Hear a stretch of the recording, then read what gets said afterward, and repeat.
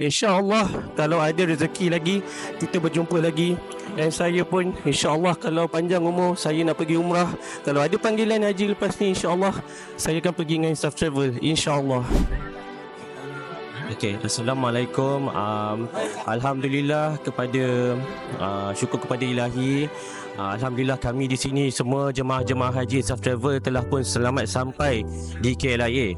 Pertama sekali saya nak ucapkan terima kasih kepada ahli lembaga pengarah BOD Insaf Travel yang telah memberikan perkhidmatan yang terbaik untuk pihak-pihak jemaah Insaf Travel.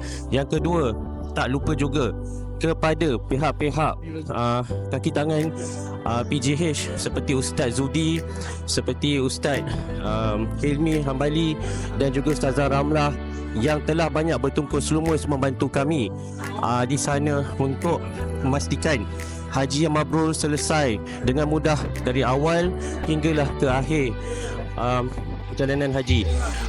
Pengalaman kami di sini alhamdulillah banyak mendidik kami untuk menjadi lebih bersabar.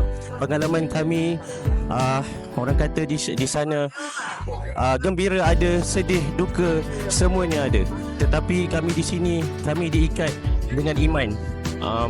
Dan kami bersama-sama bergerak bersama-sama menghadapi segala cabaran dan dugaan. Lebih-lebih lagi semasa di Arafah, semasa di Muzdalifah, semasa di Mina.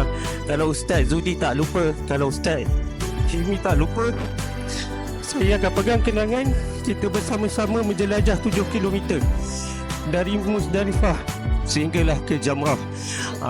Kami di sini, kami rindukan jemaah-jemaah Insaf di sana. Dan apa yang kurang daripada jemaah haji di sini, kami mohon maaf, saya minta maaf untuk wakil-wakil jemaah haji semua di sini. Saya juga ingin mengucapkan terima kasih banyak-banyak kepada semua kaki tangan Insaf Travel. InsyaAllah kalau ada rezeki lagi, kita berjumpa lagi. Dan saya pun insyaAllah kalau panjang umur, saya nak pergi umrah.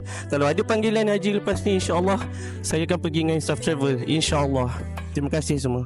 Insaf dulu baru travel, langkah kita penuh yakin, impian jadi nyata, gaya terus ke destinasi.